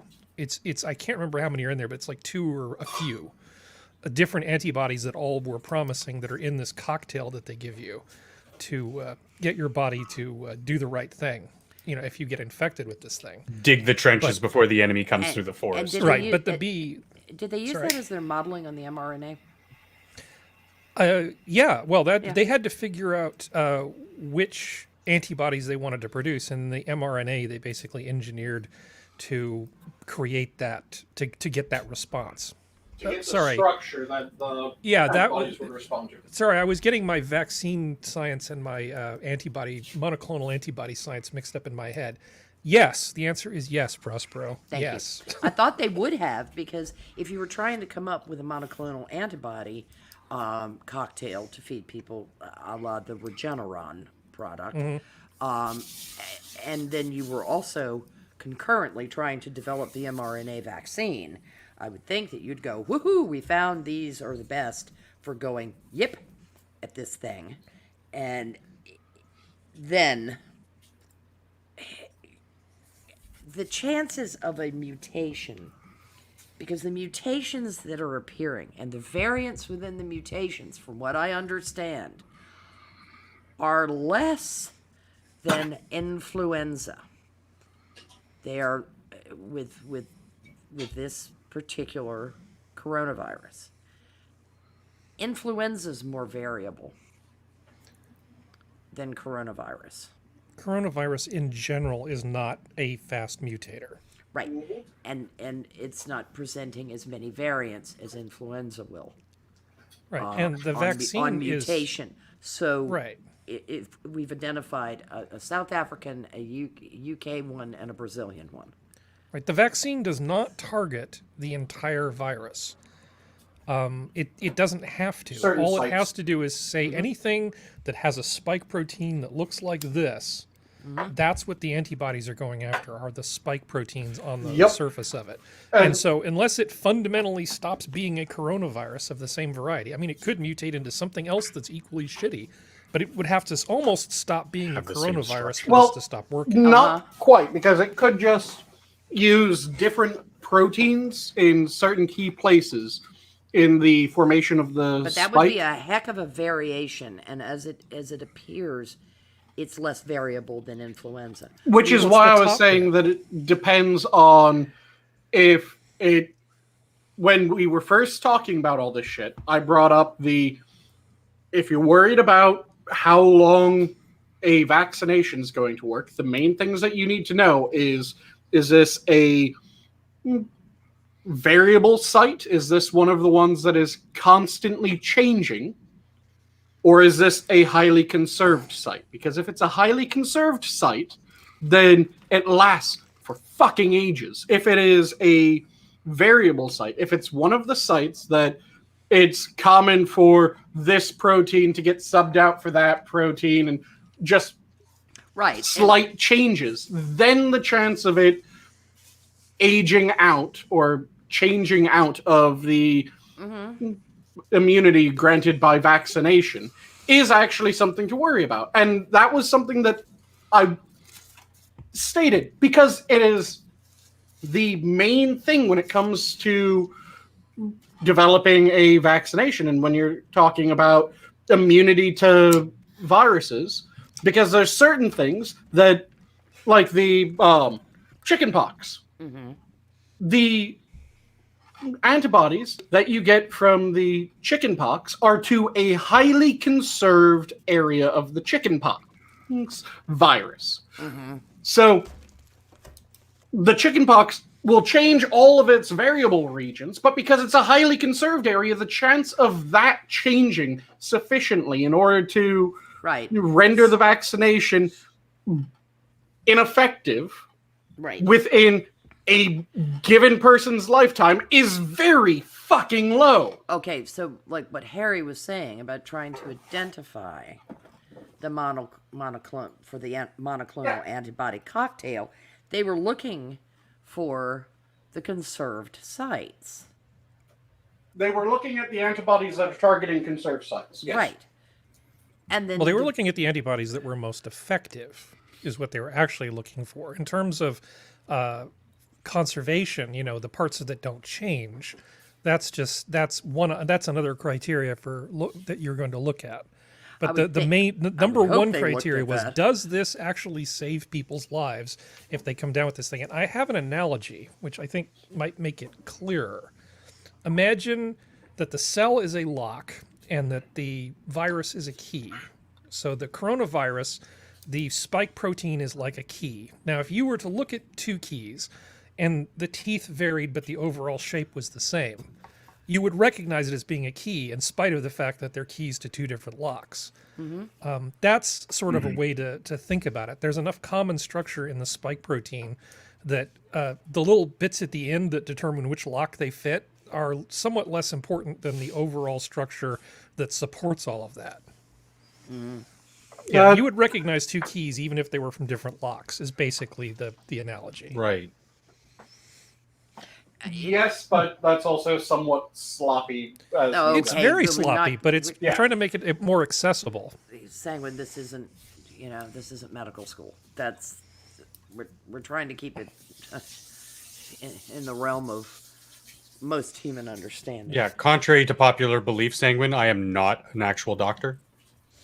Well, do you play one on TV? But I play one on YouTube. But he did have his Wheaties today, although he did not stay at a Holiday Inn Express. That's the drawback. Yeah, their breakfasts are great. For a hotel chain, their breakfasts are pretty fucking awesome. I could go for a stack of pancakes right now. Now I think about it. Never mind an omelet. Here we go. Woohoo! Let's look at the Denny's. I just think that perverse theater we saw in Paul's questioning of Fauci was they keep talking, this worship of Fauci. He had an opportunity, if he were an honest broker in that line of questioning, to address the serious science. Yeah. And he didn't. So there are two possibilities. One, he doesn't understand it. Two, that's not the message that he's there to send. That he's being paid for? I think it's a little bit of both. I think it's most likely the latter. Yeah. He does have the requisite education.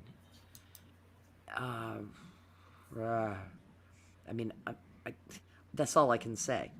But isn't it... His credentials are in place, but it's... Sure. It's this politicization of science again.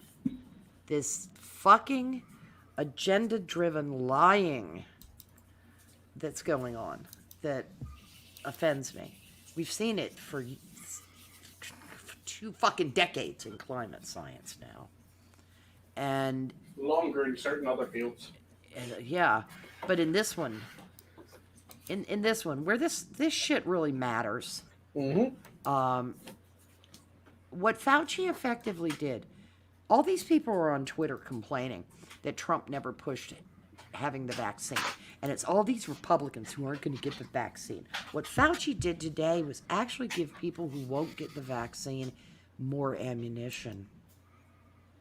And Think about it. Think about it. He basically said, it doesn't matter if you get the vaccine or not. You're fucked. We still have our boot on your neck. And also, I'm sorry, but it's the Republicans that are saying that they won't get the vaccination. Bitch, did you forget when fucking everyone on the left was saying that I will not take the Trump vaccine? It went through way too quickly. I cannot trust this. Do not trust it. Do not take it if it comes out. And now those same people that spent month upon month upon month saying that shit are now the ones coming out and going, why the fuck aren't you wanting to take this vaccination? Pretty much. Well, maybe, you son of a bitch. You were the one saying. It would be like if it's TDS, dude. Well, they've established... That's what it boils down to. Yeah, they've established that Trump had nothing to do with the vaccine. And it's absolutely amazing the extent to which these people are still inflamed and infected by TDS. I actually saw someone say the other day that Pfizer never took any of the Operation Warp Speed money. So that's why I'd rather have their vaccine, because they're more trustworthy. And so I just got my pen out to go boop to their bubble, and I said, yeah. But they did take that long bet on the guaranteed purchase on the vaccine. So by your ethos, you can't take that one either. Yeah, I talked to one of my smart liberal friends about this just a few days ago. And I was talking about how a lot of people have all of a sudden become anti-vaxxers. And I said, it didn't really help that all these people were criticizing Trump when he was pushing the vaccine. And they were saying, oh, well, I would never take the Trump vaccine. I would need, because even the state of California was pushing for an independent review before anybody would get it. It was just like really, New York did. It was really ridiculous. We don't trust anything that the government has to do with this. And I said, so what was the issue? He said, well, it was too soon. And I said, what do you mean too soon? Well, he was pushing in October. And I said, okay, so because it was October rather than November, that's like the fundamental difference that's got you your undies in a bunch. It's like in November after the election, totally okay. 30 totally days. okay, but the guy who has the early information kind of saying, hey, this is looking really good and I'm pushing for this in late October, that's totally wrong. It is really just TDS. Yeah, but it has created a degree of, we've been talking a lot the last 4 years about cognitive dissonance. This is cognitive disconnect. There is a bunch of it on the right, though, that is not really part of that. That's just, there are some people that are just really contrary and suspicious and kind of rub their nipples at any conspiracy theory. Yes. Yeah, and most of and those they're irritating the hell out of me. And they are. And I love you, Sinatra, but yeah, that's you, dude. I love you, Nick Cersei, but yeah, that's you, dude. Yeah. Most of those seem to be falling in the camp of, fuck you don't tell me what to do. That's totally fine. I like being contrary. I mean, that's, I'll have a beer with that person, but I'm still going to be sad they're not going to get the vaccine if they're in the age group where they should do it. And that's a big thing as to why I personally don't think I need it. Not because of political reasons, but because, you know what? Even if I did get it, if I even had a bad reaction, it still wouldn't be that bad. And see, the thing that... You hope. Yeah, I mean, there's always the statistical, anomaly. But whatever. Not going to cower. No. But, I mean, I'm in an age group where it's kind of a big deal. Sure. And I'm not even the oldest one here. One of the things that pissed me off was when the vaccination first came out. Trump called it right before and went, look, whenever I take the vaccination, people are going to bitch about it. And he didn't get the first round. He had, I can't remember which of his family members was in the first, string of people that were doing it as a, see, you can do it.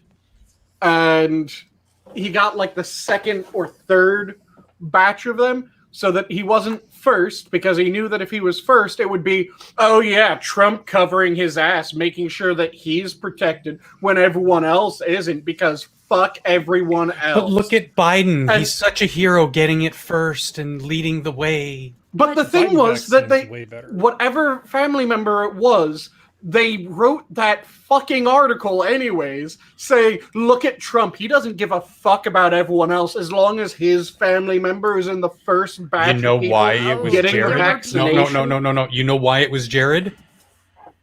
Do you know? Hello, Because he's been he was flying dealing with peace to and deals, yeah. from the Middle East, constantly brokering these peace deals and setting up meetings and constantly traveling.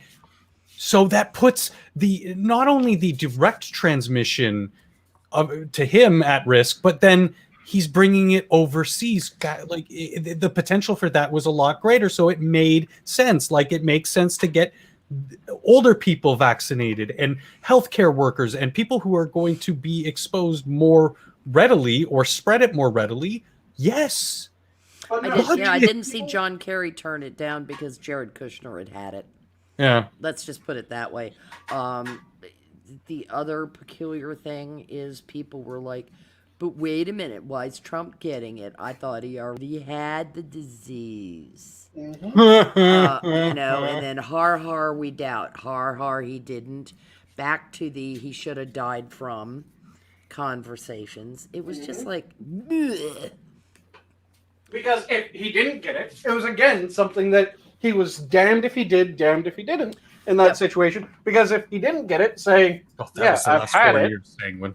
Oh, Yeah, even I know. If he had fucking died from it, they would have said he died from Diet Coke and Kentucky Fried Chicken. I mean, And those honest to McDonald's God. hamburgers he loves. Yeah, it just, the guy has very plebeian food taste, okay? He really does. Yeah, he does. And it's actually kind of peculiarly charming for someone who is among the caviar set. Sure, yeah. That he's that kind of down and dirty. Just happy with a taco bowl or a Big Mac, and yeah. Probably because there was all this family wealth, appearance of wealth thing, because he's very dichotomous when it comes to that. Gold toilets and Kentucky Fried Chicken. It's like, all right. So American. It's the trailer trash wins the lottery. Yeah, it is. It is. And I mean, his daddy, Fred. That's Yeah. a good description of daddy. Trailer trash. Poor white trash turns rich white king. Yeah, Trump actually has slightly better taste than daddy. Yeah, Dad was a mess. Trump's not the Dad was a self-made millionaire, though, Yeah, he was. And It's just- a slumlord. and a slumlord. Yeah, Absolutely. Which is one thing Trump isn't. No. They've tried to tar him with that brush. He's not. He's not his father. I mean, some of the firsthand accounts I've read and listened to from people, just regular Joes who've had interactions with him. He's actually quite a nice, benevolent dude. Like leaving, $500 tips here or there. Made a lot of loans to people that. Yeah. They. Teaching them how to fish. Yeah, I mean, if was a rich these guy. anecdotes can be believed, and some of the people telling them, there's no reason to impugn their integrity. Judge Joe Brown, was saying that he would give loans to people he would just encounter who were starting businesses in Harlem, and when they contact him with a first check, he'd call them up, tear up the check, and forgive the note. The point was to get you started, and the point was to make you think you needed to pay me back. Now keep this ball rolling, kind of teaching a man to fish thing. All he did was hand some bait to the guy. And I don't mean bait like, come here, I've got you in a trap. I mean like, he handed him a can of earthworms Yeah. and said, get rolling. And I find that believable because I think Trump has tried to be the antithesis of his father, in many respects. His eschewing of alcohol is a direct. That's about his brother. Yeah, but that's a direct sign of his brother's behaviors. Yeah. In response to how the father raised them. Yeah. His brother turned to alcohol as a salve for Fred's. Anesthesia. Yeah, Yeah, and it's understandable. I mean, everything I've heard about Fred Trump is a person to be avoided. Horrifying, some of them. Yeah. Yeah, but I'd take his $1 million and start my own business if I were his kid. So Why not? That's the perfect get out of jail free card. and given Get away what, from that, man. given what Trump leveraged it into, that and I'm sorry, in the real estate business in New York, $1 million is bullshit. $1 million is A drop in the ocean. money. Yeah, Yeah. yeah. And he leveraged that in. Trump. Say what you want about him. He had balls to go in and take the projects that he took. That's what he's actually really good at, is judging the the potential profitability of projects. That's almost his only real talent in business, from what I can see. But boy, what a talent to have! Well, he's got the balls to fail too. He's failed. He's failed, numerous times. But I remember Atlantic City. He's been diverse, and he's always been able to bounce back from the failure. He doesn't let it get him down. He's moving on to the next 3 projects that need his attention. Yeah, I think that the thing that infuriates me the most is the categorization of him as some kind of racist. Oh my god! It's so offensive. How many jobs has he created, do you think, Prospero? Yeah, Jesus Christ. More than Bernie Sanders? Oh, but people will tell you that people will tell you that Trump is the racist and Bernie Sanders is the great white father. Trump cares more and cared more in office about black unemployment than anybody who's had an R after their name in office. It's a huge economic hole in your country. I'd say the next person who probably had the genuine pathos to care prior to that was probably Reagan, because he didn't like communities not succeeding. He didn't like the idea that somebody was going wanting somewhere. That seemed to chap Reagan's ass a little bit.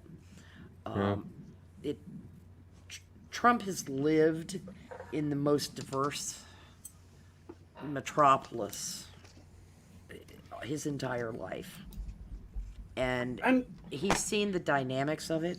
He understands the dynamics of it. The guy didn't bankroll Jesse Jackson for nothing in 1984, okay? And he did. I mean, he was bankrolling Jesse Jackson. Mm-hmm. And that's your fundamental racist. That guy there. And again, a really weird act for a racist is going to his country club and demanding that they allow in blacks and Jews. Yes. Yeah, that was Bedminster. How dare he? That was Bedminster, wasn't it? Well, that's acting the great white father, and that is racist. Yeah. Okay? If you try and help a race that's different from you, that is appropriation of the worst sort. Well, equality is racist. Equity is benevolent. Yeah, and throwing Jeffrey Epstein out of Mar-a-Lago is an indication that you're a pedophile. I almost forgot about that. And the funny thing is it's interesting. Jeffrey Epstein was an asshole. I think everybody knew that Jeffrey Epstein was an asshole. But once the creeping on the Weinstein too, on the young girl's staff came to Trump's attention, he had the fucker thrown out. And that was before the charges were brought in Miami. And the thing that pisses me off the most about that is that story started with one of the victims of Epstein coming forward and giving a interview effectively while saying, yes, I want to remain anonymous in this interview. Then they published that article and she went, okay, fuck it, I have to come forward now and actually, yes, I am the girl who that was. And yeah, that bit about Trump, bullshit. Yeah, but the thing is that you get utterances out of it. Well, there's a picture of Trump with Epstein. Of course there's a picture of Trump with Epstein. There's a picture of Trump with Al Sharpton. I think Al Sharpton's a prick, a shyster, a liar, and a piece of crap. shakedown artist, unbelievable. Of course, there are pictures of him. There are pictures of him with the Clintons. There are pictures of him with all kinds of people. Donald Trump was so fucking when the Art of the Deal was written, the 1980s, people would go to New York, and one of the things they wanted to see was Trump Tower. Mm-hmm.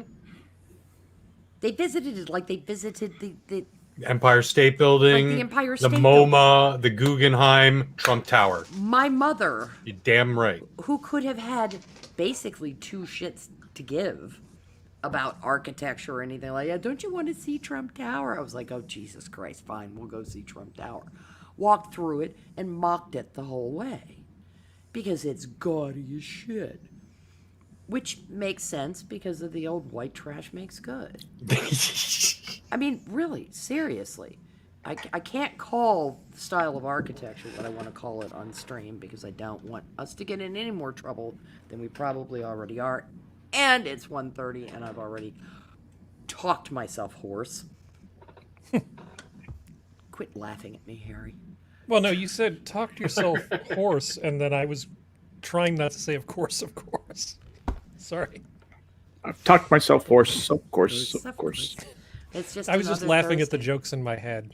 Yeah, well, we're going to do this again tomorrow night because I'm going to be back in the seat running my mouth. Dynamite! So tune in then. Parting thoughts, people. And I'll start with functional. Okay. I gotta remember it. He who cannot put his thoughts on ice should not enter into the heat of debate. Dispute. I like that. I took my meds. My head's a little fluttery. Put your thoughts on ice and how about your emotions on ice? I think that. Yeah, because I find that, like, again, when we were just briefly, like, we were talking about the whole social media interactions things, I'll type out some really vehemently disgusting words and then just delete. It's cathartic just to get them out, but like not have to attack someone like that. Eat shit and die. Okay, delete. Or just put my thoughts on hold for a sec. Just chill out, you know? Go do something else. Put your reactive behavior on And then if there's an actual debate to be had, then just come very cold-faced and logical and present the ideas and debate them. Don't be emotional about it. Or dull the knife of sarcasm a little bit. I've done that. I've deliberately. I don't think I'm genetically capable of doing that. I'm a Jew. Or just make the I'll tell you insult really in the funny. after chat, I did that today with somebody, and they actually lolled. They weren't happy with me, but they lolled at me. Sanguine. First off, the peasant stew. Ooh, Yeah, Came out don't muted. talk with your mouth full. We're on stream. that wasn't with my mouth full. I was looking away. Okay, My mouth was mundane empty. fat. But yeah, the lamb peasant stew came out perfectly. It's amazing. And then I'll leave off with my standard: if you're passionate about something, make sure that you devour it. Don't let it devour you. Next time, bring enough for everyone, please. Harry. Come to my place. You know the rule of boxing, booze, and bread. My thoughts are not suitable for public consumption, so I'm going to pass tonight. He's going to demur. He's been watching too much hentai. No, I don't think so. No. Sorry, y'all That would have won't be been a able much to better listen use of into my the time. after chat because it's going to be spicy. Skep. Well, I'm going to leave you with just one quote tonight because it's so good. I want to impress it on your minds, and it's a short one from C.S. Lewis. When the whole world is running towards a cliff, he who is running in the opposite direction appears to have lost his mind. Nice. I like that. I love that old quote. I ran across it this morning, and I said, that's what I'm going to use tonight. Be the anti-lemur. Lemming. Lemming, yeah. God, lemur. Oh no, be an anti-lemur too, because lemur. You know, let me wait a minute. I'm sorry. I'm going to debunk the lemming thing. I know lemmings don't run off of cliffs. Well, here's where that comes from. For a commercial, they actually built a little set, and that had like a rise that would have lemmings running over it, and they actually made a loud sound. I think it was with a firecracker to get the lemmings running. And in this closed set, they were filming this commercial. This was like back in the 70s, 60s or 70s or something. The lemming, it scared the lemmings so much that a few of them toppled over the cliff, the little cliff that was built into this tiny little set. And people laughed that the lemmings were so stupid they were running over the cliff. But lemmings do not run over cliffs in nature. They will sometimes drown. They will go into low places where they get in water over their heads and they drown sometimes that way. But if they go near a cliff, the whole group will veer away from the cliff. And this is known lemming behavior. And as part of the lemming lobbying group, I felt obliged to get that to share my truth with you.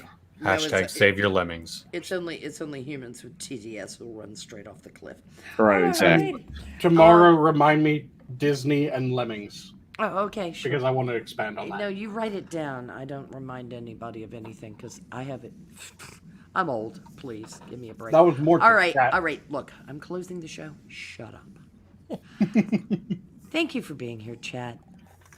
Thank you for being here, my guests. Thank you, Blind Press, who wisely went to bed. I'm going to start doing that too. I'm going to say, okay, I'm leaving. Have a nice stream. Thank you, Sanguine, Functional, Harry, Skep. And I'll see y'all tomorrow. Always fun. So long, farewell. Auf Wiedersehen, adieu. Bye.